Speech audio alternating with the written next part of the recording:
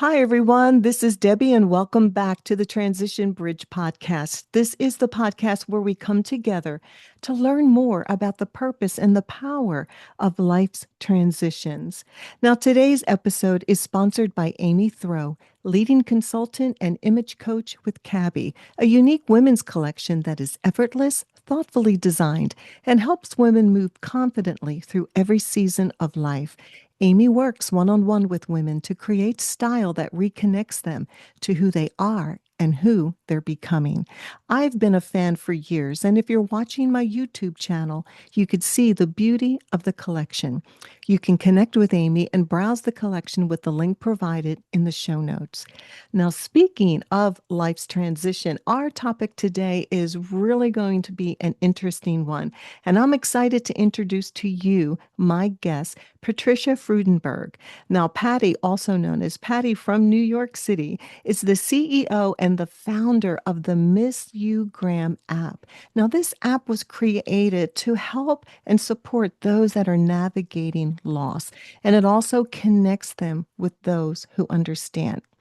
This app is also a global community platform where the users can come and actually maybe pay a tribute, cope with their loss, or share memories that will last forever.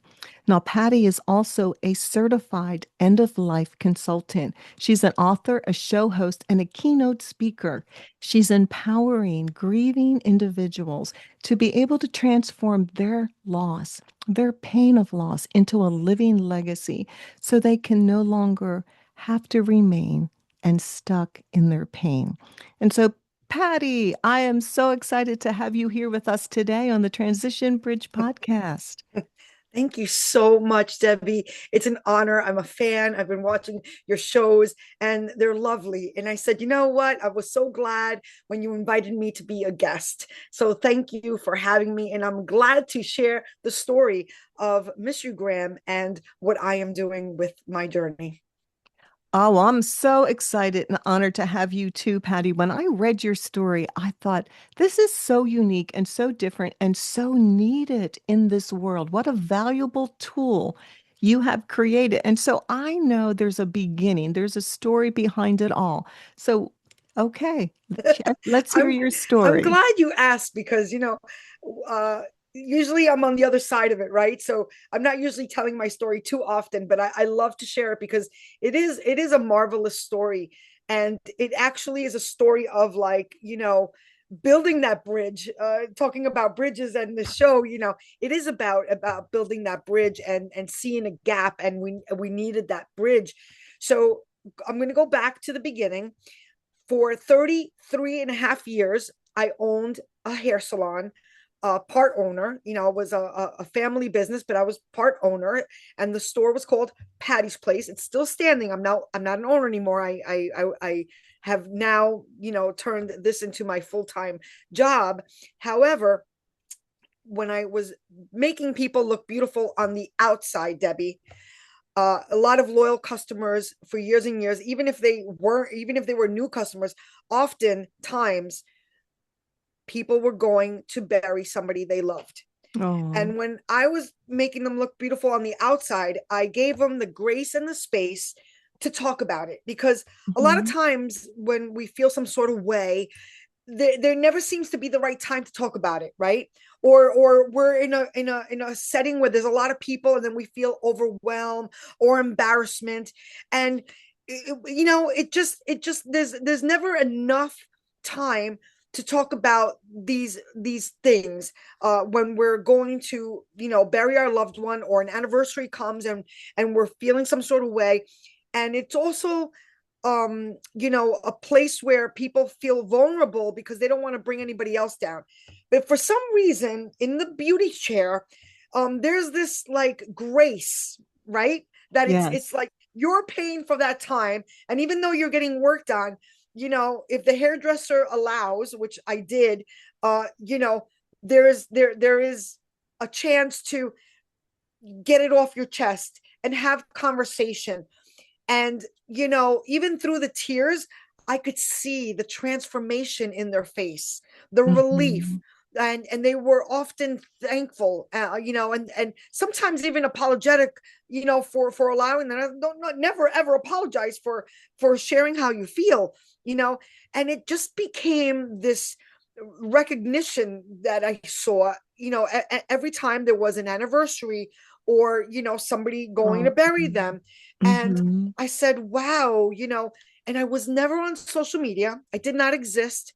And I said, I wonder if there's a place for this, to do this. And I know people go on the general social medias like Facebook or your Instagrams and Twitters and such. However, people do feel vulnerable there. And that's the only place they had to do it, though. And and I wasn't sure if there was even a place. And then after years of saying, there should be a space exclusively for this, so people don't have to wait only for that one day that it happened, or once a year anniversary or birthday in heaven. They could do it anytime they want because it's made just for that. And I found out there was not such a thing. And my daughter, my oldest daughter, I have two daughters. My oldest daughter was sick of hearing me talk about it, and she said, Mommy, why don't you do an app? And because I was so like clueless on technology and social media, I just knew about it enough from hearing about it, but never actually Mhm. being on it. And I said to her, what's an app? I just knew I wanted a space for it. And she goes, Mommy, Facebook is an app. I'm like, oh, that's an app. Yeah, that's what I'm talking about. A place like that, so people could. And then next thing you know, I got called out on it. And I went to Google and I said, Google, how do you do an app? And this is going back 8 years. And next thing you know, I did a registered mark for the operation system, to protect my, intellectual property. Um, Sure. and that was the beginning of my journey.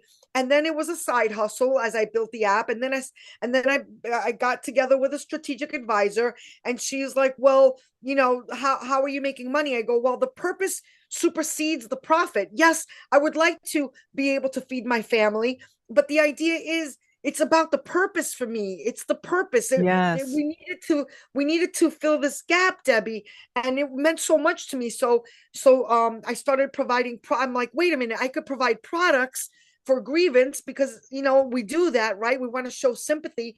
So I have custom made mugs, for sympathy. And then I crossroads, with somebody who was like, wait, you should get certified in grief consulting. I'm like, of course I should, and then I did that a few years ago. And then next thing you know, I crossed paths with a publisher. You should write a book on.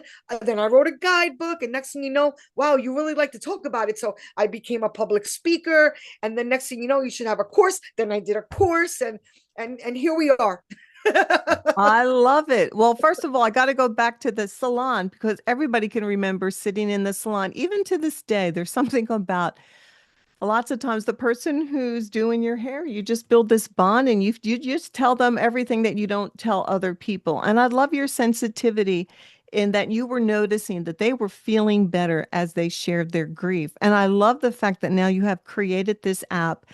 And, for those to check out the YouTube channel, because you should see the beautiful app that she has created, the Miss You Graham. Everyone wants to be remembered. And so, okay, now let's get to the app. So let's take that first time user. Um, Walk us through the app and what is in this app that is beneficial to a person who is navigating grief. Well, there's been studies now. I'm not a medical doctor, and I'm not a licensed therapist. I'm a consultant, right? But as a consultant, I do my homework, I do my research, and I like to provide information that's either through experience or research. And I love to use Stanford University studies, and altruism. They have a great department, really in this area of focus. And I get a lot of my resource information there. And there is medical studies that when you can write things down and journal, and we hear this a lot now: journal, journal, journal, journal. Right. Yeah, journal. Yeah, journal. But I also noticed that, at, in books I noticed this, even in speeches I noticed this. We talk to our loved one, even, like what do you believe about the afterlife? I don't want to go down a rabbit hole here, but I'm probably going to. You know, you could believe in the afterlife or not, but I see this common thread. People, Mom, I love you. Even if it's at an award ceremony, Mom, this one's for you. We still talk to them. We Yes. still want to relay a communication. Mm-hmm. My one of my customers, I won't say names, but when it was in my thinking stage of like there should be a place for this, this is also a catalyst that she wrote a letter. Her daughter passed away tragically through a car accident. So A sorry. young, yeah, it was horrifying because she was my customer too, and I was traumatized by it because that's a tragedy. And I mean, she confidentially told me, well, I don't know if it was confidential. She didn't say like don't tell anybody, but I could tell that don't go just saying it just to say it. But I'm saying it here because it's to just share as a resource how important it is. And it's not for everybody, but she wrote a letter to her daughter for years, almost every day. She said it made her feel better, and she was hoping that her daughter in the afterlife would know what she's writing. But Mm-hmm. nonetheless, it made her feel good to be able to write to her daughter. So Sure. so and these are also backed up by medical studies, so there's something to that. So this is what it will do for the user who is still in the land of the living. It's a place to go pay a tribute just because you feel like it. Honor them, remember them. It's a place just to do something with that stored up energy, that sometimes you don't know what to do. And it's a place to go do it. So let me understand more. So if I say I lost my mother, I go to your app. Do I create a profile about my mother that I go into to share thoughts of love and legacy? Is that how it's set up? Yeah, you do you, boo. I always say, that's one of my lines. You do you, boo. What feels right to you? You want to, I have some templates there, and we're constantly building out. I am a prosper for purpose company. You will see, a donate button, but we are always putting it back into the business. Back where, my company is all about philanthropy. I'm with Rotary International, 5 years with Red Cross. Now I'm also working with the Presidential Service Badge Foundation. I'm always about paying it forward, paying it back.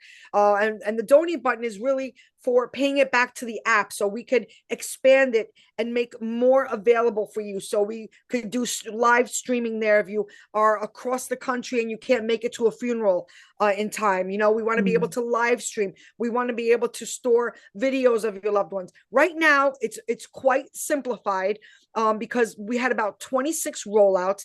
Because I want to take you back. When I first started this app, I knew nothing about the development world. I knew nothing. And it back then, 8 years ago, now apps are a lot easier to get out, believe it or not. Mm-hmm. And I'm really happy for those people.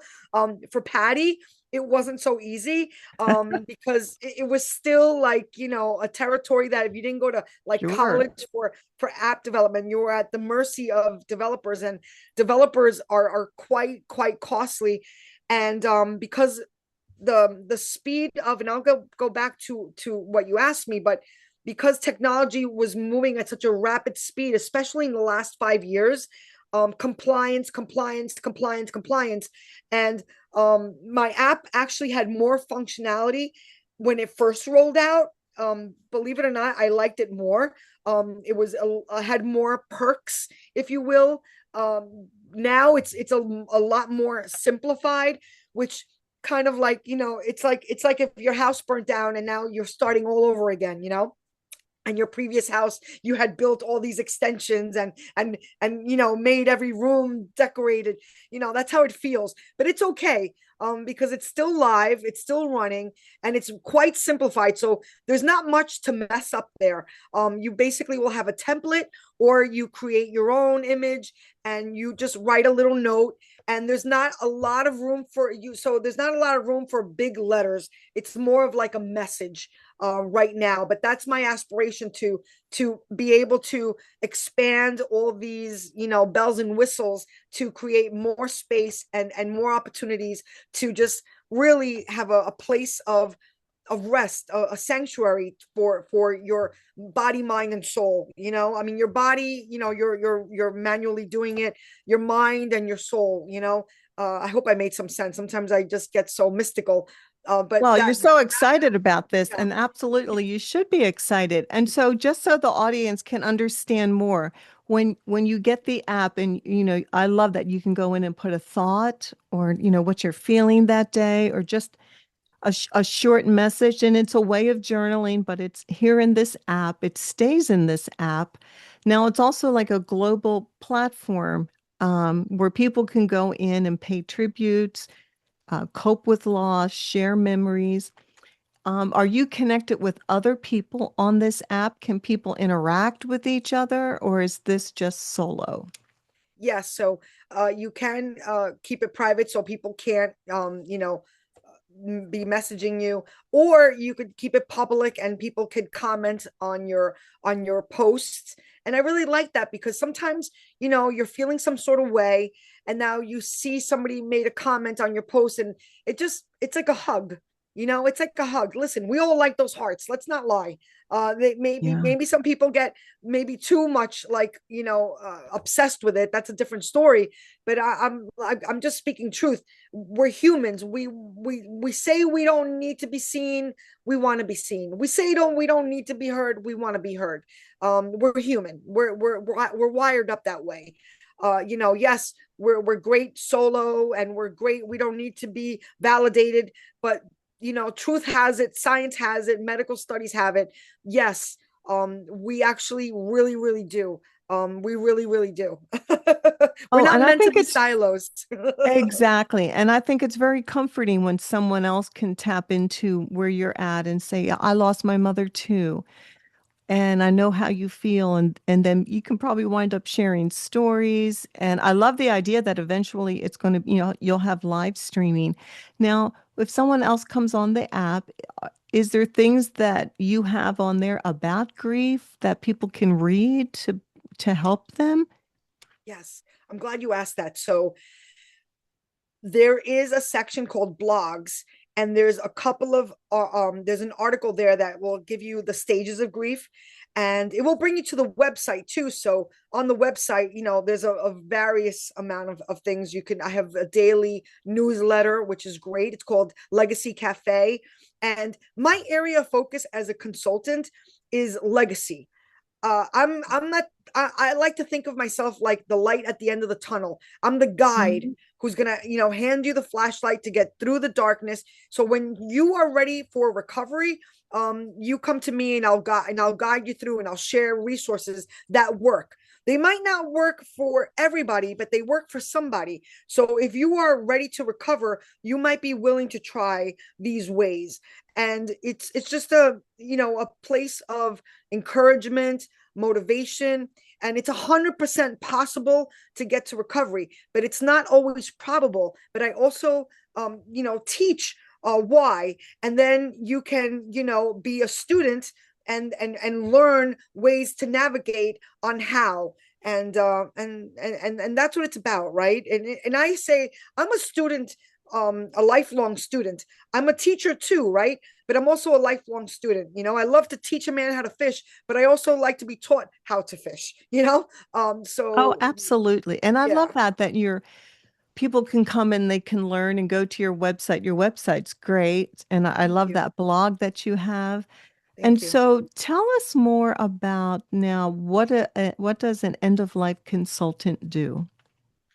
So my certificate actually is a death doula, and most death doulas, about 80%, in fact, was part of my training.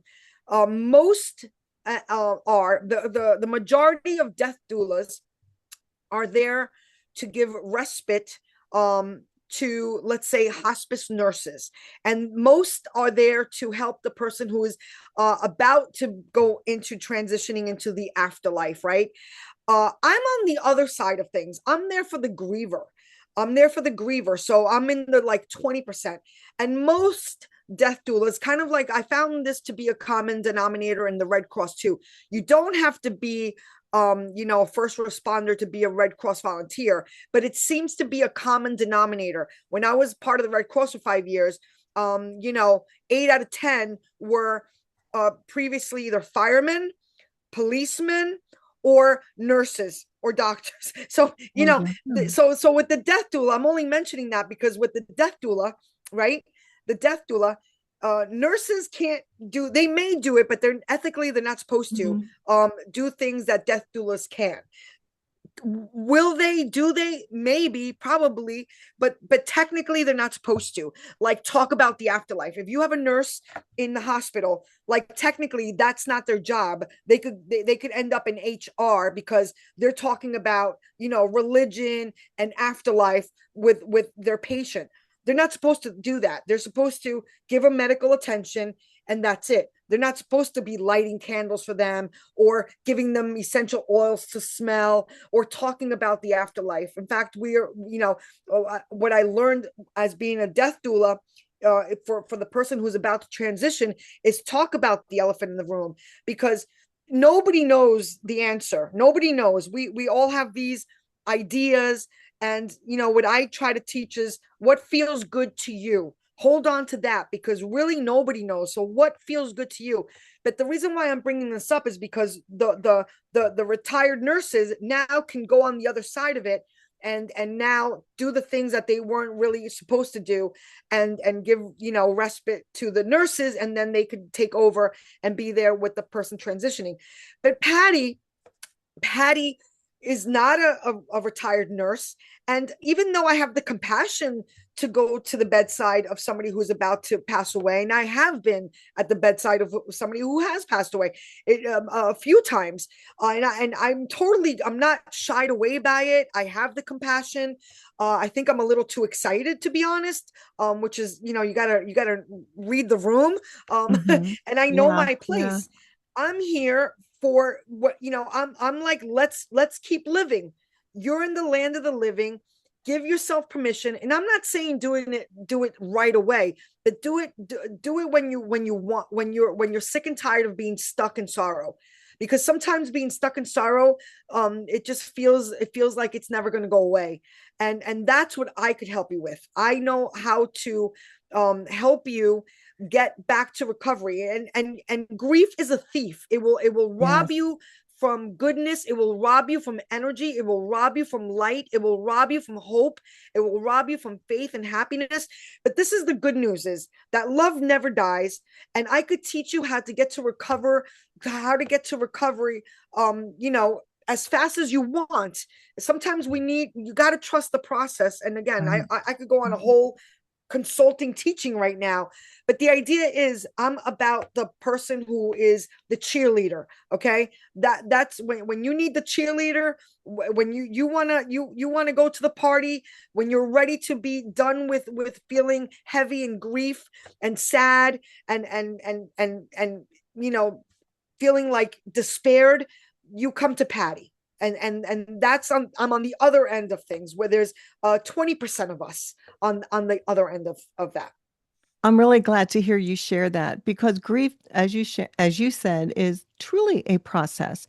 We can't rush it. It's unique to each individual, but we don't want to stay stuck in grief. And what I hear you saying is you're the one who can extend the hand of compassion to say, I understand. Let's take a step forward. Let's take another step forward. And I think we need that as we're grieving, because sometimes we just get in the overwhelm, because what happened, I mean, the loves of our lives or loss of children, the transitions of loss are the most difficult to navigate. We're caught off guard. We don't have time to prepare for them if it's a sudden loss. And so is a lot of overwhelm. And yes, there is time for grief. And I believe God gave us grief to be able, it just gets stored in our body, and he wants us to walk through that process. And I think through that process, we even learn more about the person we lost and more about the person we are. Because now we're in a new season without that person and everything is different. Who am I now? What do I do next? There's a lot of questions. And so that's why grief is so important to step into it, have that process, don't rush through, but come to a place where it's a courageous step to say, okay, I think I'm ready to move forward. And I hear that's what you do, Patty. You're the one to say, almost give permission to say, Mhm. it's okay. Let's move forward and let's step into this space now. And then after a little while, step into the next space as if you're taking them over the bridge to the other side of recovery. I mean, sometimes I think of myself like a tow truck. I'm tiny in size, but I'm definitely concentrated energy. and I could feel it.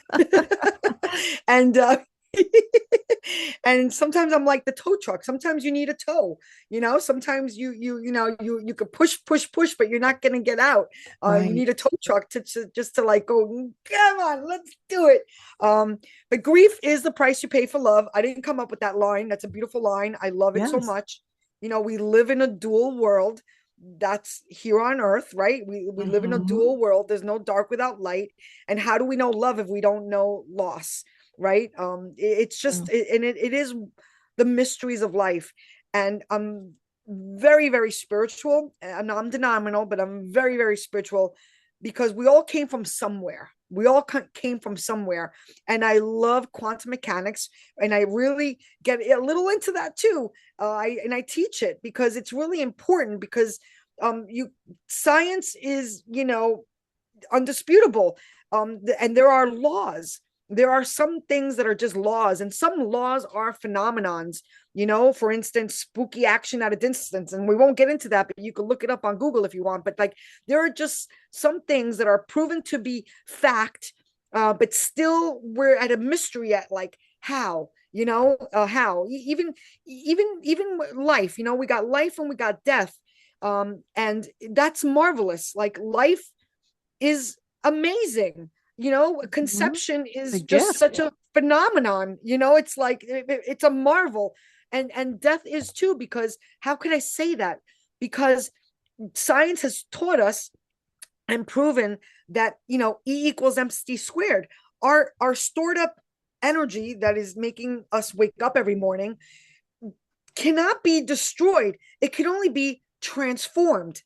And where does it go? What does it do? Where is it afterwards? We don't know.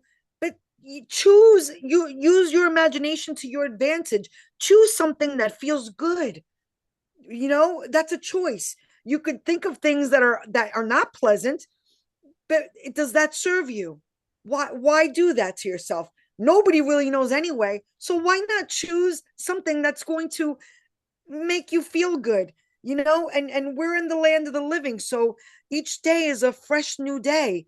you know and when you have ideas that are coming to you that are not feeling good, like those finite moments of having to say goodbye, but you're starting to feel some sort of way about it. It's okay to reminisce, but let it flow like the wind.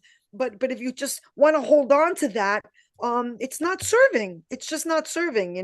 But at the end of the Right. day, it's up to you. You Well, I don't you believe that every day we have been given a gift from God to live our full potential and our purpose that was designed for us to live.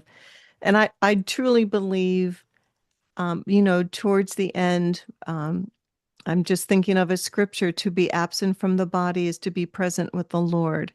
And so that's what I believe. That's my hope, that in that time, I know my next step will be to be with him. And that gives us hope to know that there is something next. And even though those seasons of life are not easy to walk through. And so I just want to ask you one more question about your course. It's called Legacy in Action. So how long is your course? How do people find it? Do they go to your website? Well, Yes. And the course is 90 minutes and it's a self-paced course. Great. And I just want to apologize for any outside noise because I hear somebody's, I don't know, I hear some machines outside. My course is 90 minutes long. You can find it on my website. I also Great. have a standalone website just for the course itself as well, in case, when I share it on social medias or I go to an event, it's just easier to navigate, and it's self-paced. And what I love about it is that, you know the what and the why are free, but the how is going to cost you, right?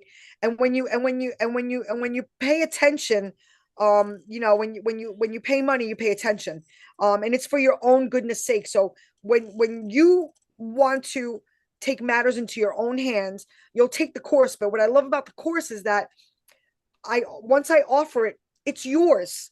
So That's if good. you want to share it and pass it, I don't have like, oh, you can't give this. So I made it very easy where you could share it. So I have it on a video, and then I change, after I had put the course out, I had made it on a private YouTube, specifically because it was originally just on its own, download video. And I said, I want to make this where people could spread it. So if they bought it and they want to share it now for somebody that it might bring value, I'm allowing them to share it because they paid for it. It's theirs. Once it's theirs, they could do whatever they want with it. It's theirs. This is to teach. And a lot of times I teach what's on there for free, but not all together Sure. like in the course. So they can So what just go to your website and then find your course, and it is helping people with legacy in Well, action. it's about, like, because when this is where it came from, Debbie, in my consulting, we are faced with our own mortality. When you have a death, you realize, especially if Hmm. you're not a kid, even if you are a kid, but like as you get older, you realize, wow, like nobody's promised tomorrow, and wow, I may not be here, and wow, how do I want to be remembered? And I do want to be remembered. And what am I building that will outlive me? It could be even muffins. You don't have to be an entrepreneur. You don't have to have this crazy business. It's about the legacy you leave behind. It's, I knew how to tell good jokes. I knew how to listen well. I knew how to bake really good. I knew how to host really well. Or I did do a big business. It's the point, not so much, how big and grandiose of what you're doing. It's about the intention of what you're doing and how you will be remembered at your funeral, because we're all going to have one. God willing, we'll have a funeral. But bottom line is, nobody's exempt from dying. And when you're dealing with a close death, you're really faced in the mirror with your own mortality. And this is where you take matters into your own hands, and you live your best life even through adversity. And what I love about the course, besides that it's shareable, and I explain that, I also have a PDF printout. And I really like it because I use this model from and a lot of courses have this, where accompanied by a printout. But what I love about it, there's an exercise there that you kind of do self-discovery, which I also put together through Hmm. research, a self-discovery.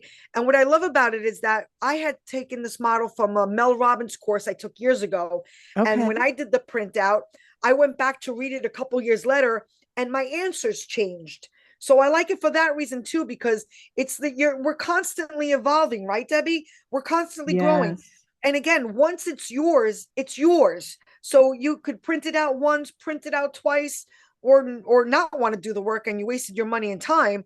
But the point is, if you pay for it, you're gonna respect it, and you're gonna put the time in because you paid for it. If I just said, here's my course for free, um, I don't think as many people would go and take it, because you take for granted free. That's just how it is. Even though I'm all about giving stuff away, I give a lot away. I Well, really sure. do. Yeah, taking a little bit of ownership is really good. And there are in every decade of their life, it's another transition for us. And we do reach a season like our 60s and beyond is what I call it, where we are wondering about our life. Does it still have significance? What legacy am I leaving? And it's really good to be thoughtful in this season while we are still living to go through those actions, go through those thoughts, and you may discover things about yourself that you took for granted, but will have more value maybe to your loved ones when they realize some of the things that you have done. And it's also a wake up call to, even though in this season of life, there's still so much more for us to do. We're never done until we're done. And so we should just, live out our fullest potential. I love this quote. God's gift to us is our potential, and our gift back to Him is developing it. And so all Mm, of us have been given a unique thing to do in this world. And so I always, try to encourage people, don't try to do what someone else is doing. Do what you're created to do, because that's right. that's where the fulfillment is. That's Well, right. gosh, Patty, I have loved having you here on this show. Oh my Oh, gosh. And I'm so likewise. Thank excited you. about your app. And Thank you. so, like, in closing, is there anything that you would love to share with someone maybe now who is in grief? Is there anything else that you would like to share about your app? Well, my app is a free public service. So Yes. that's what I want to share. It's a free Mm-hmm. public service. So go ahead and use it. Check it out. I think you'll really be surprised once you might look at it and say, "Oh, this is nice," but once you write in it, you will feel good about it. You just will. And I want to just tell everybody again, the good news is this: love never dies. Love never dies. And I pray and hope that you can find a new relationship, because it is a new way of life when you miss when somebody that you love passes away. It's a new way of life.